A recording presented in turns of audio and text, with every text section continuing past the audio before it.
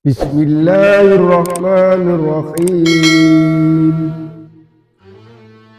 Assalamualaikum warahmatullahi wabarakatuh. Alhamdulillahi rabbil alamin. Wassalatu wassalamu ala asrafil anbiya wal mursalin wa ala alihi wa sahbihi ajmain. Amma ba'd. Apa kabar sahabat muslimin dan muslimat dimanapun Anda berada?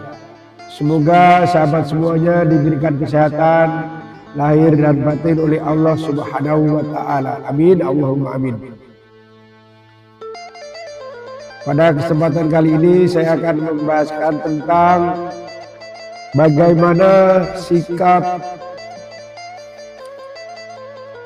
bagaimana agama Yahudi bertapak di semenanjung Arab. Ahli-ahli sejarah memulakan cerita bagaimana agama Yahudi bertapak di semenanjung Arab dengan kisah seorang pemimpin Yaman yang bernama Rabi'ah bin Nasr. Beliau bermimpi pelik dan kemudian mimpi itu ditafsirkan oleh ahli nujum. Ahli nujum berkata, "Mimpi tuanku bermaksud orang-orang Habsyah akan menaklukki Yaman."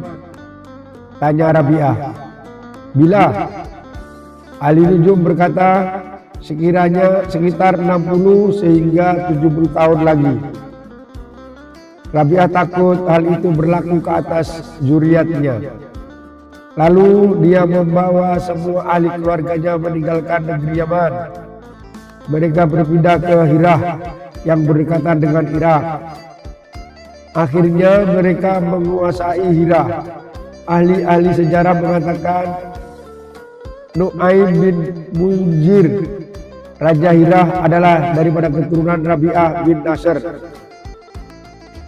Pada masa itu raja-raja Rom dipanggil Kaisar, raja-raja Farsi dipanggil Kisra, raja-raja di negeri Habsyah dipanggil Najasyi, dan raja-raja di negeri Yaman dipanggil Tubba. Di dalam Al-Quran apabila disebut kaum Tubba, ia bermaksud orang-orang Yaman. Suatu masa Yaman diperintah oleh Tubba yang bernama Tabban bin Al-As'ad. Dia adalah raja yang terkenal dan selalu keluar berdagang dan melancong. Pada suatu masa dia keluar berdagang ke negeri Syam dengan ditemani oleh anaknya dan tentera-tenteranya. Sebelum ke Syam, mereka terlebih dahulu singgah di Madinah. Kemudian anaknya ditinggalkan menguruskan perniagaannya di Madinah. Semasa Tabban bin As'ad pergi ke Syam, berlaku perselisihan paham antara anaknya dengan orang-orang Madinah, sehingga orang-orang Madinah membunuh anaknya. Apabila Tabban tahu, dia berpatah balik tidak menuntut bela atas kematian anaknya. Berlakulah peperangan antara orang Yaman dan orang Madinah. Dalam peperangan itu ada suatu perkara yang memelikkan Tabban. Orang Madinah hanya berperang pada siang hari. Apabila sampai waktu malam mereka berhenti berperang. Pada waktu malam orang-orang Madinah menghantar makanan dan minuman kepada tentera Tabban yang memerangi mereka pada siang hari. Sampai begitu sekali mereka memuliakan tetamu walaupun tetamu itu adalah musuh yang memerangi mereka pada siang hari. Walaupun dilayan begitu baik, Tabban tetap mau menuntut bela kematian anaknya. Di tengah-tengah peperangan ini, pendeta-pendeta Yahudi yang datang dari Syam menemui Tabban. Mereka mau berbincang dengan Tabban. Selepas masuk menghadap Tabban, mereka bertanya, "Apa yang kamu mau daripada peperangan ini, wahai Tabban?" Tabban berkata, "Aku mau merosakkan Madinah." Pendeta Yahudi berkata kepada Tabban, "Kamu tidak akan berjaya. Tuhan akan musnahkan kamu. Madinah ini adalah tempat hijrah Muhammad bin Abdullah. Begitulah yang ada disebut dengan kitab-kitab kami. Dari situ Taban berminat dan tertarik mendalami kitab suci orang Yahudi yang dipanggil Taurat. Akhirnya dia memeluk agama Yahudi. Dengan itu dia berhenti memerangi orang-orang Madinah.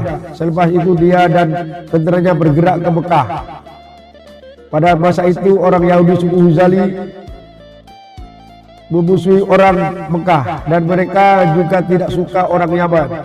Mereka mengambil peluang ini melaga-lagakan orang Yaman dengan orang Mekah. Mereka menghadap Taban dan menceritakan di Mekah terdapat bangunan yaitu Ka'bah, di mana di bawah Ka'bah ini terdapat banyak emas dan permata. Memang pada masa itu orang-orang Arab menanam emas dan permata di bawah Ka'bah bagi memuliakan Ka'bah. Apabila Taban mendengar hal ini, datang rasa tamak hendak menguasai harta ini. Dia lalu mempersiapkan tentaranya bagi menyerang Mekah dan Ka'bah. Apabila pendeta Yahudi yang masih ada bersama mereka karena mengajar mereka agama Yahudi mendapat tahu perkara itu, mereka menghadap Taban. Mereka menasihati Taban supaya tidak menyerang Mekah dan Ka'bah. Mereka berkata, yang kami tahu Ka'bah inilah satu-satunya rumah Tuhan di atas muka bumi ini. Kalau kamu serang Ka'bah, Tuhan akan musnahkan kamu. Taban menerima nasihat itu dan meminta pendeta Yahudi itu yang patut dia lakukan apabila dia memasuki Mekah nanti. Pendeta Yahudi berkata, apabila Tuhan masuk Mekah nanti, Tuhan besarkan Ka'bah. Bagaimana? Taban bertanya. Pendeta Yahudi berkata, Tuhan tawaf sekeliling Ka'bah. Taban bertanya kepada pendeta, adakah kamu akan tawaf juga? Pendeta berkata, kami pun tidak tawaf. Tetapi oleh karena Ka'bah pada masa ini dipenuhi dengan berhala di sekelilingnya, kami para ulama tidak sepatutnya tawaf dalam keadaan itu. Taban pun melaksanakan nasihat pendeta Yahudi itu. Semasa di Mekah, ia bermimpi memakaikan kelambu pada Ka'bah. Dia memerintahkan orang-orangnya supaya menyiapkan kelambu Ka'bah. Dengan itu, orang yang pertama memakaikan kelambu pada Ka'bah adalah Taban bin As'ad, Raja Yaman ini. Selepas itu barulah suku Arab menyambung tradisi ini. Apabila Taban balik ke Yaman, ia memerintahkan semua rakyatnya masuk agama Yahudi, tetapi rakyatnya tidak setuju. Rakyat Yaman ketika itu menyembah api. Di setiap rumah mereka ada rumah api. Apabila mereka bergaduh sesama sendiri, mereka pergi ke rumah api itu. Apabila rumah api dibuka, siapa yang mula-mula disambar api, dialah yang bersalah. Mereka mengambil keputusan berhakim dengan api dalam masalah arahan Taban ini. Taban pun bersetuju. Pada hari yang ditentukan, pendeta Yahudi itu dibawa ke rumah api. Begitu juga dengan pendeta yang Majusi yang menyembah api. Apabila dibuka pintu rumah api, api menyebar pendeta Majusi. Mereka lari menyelamatkan diri. Rakyat tidak puas hati.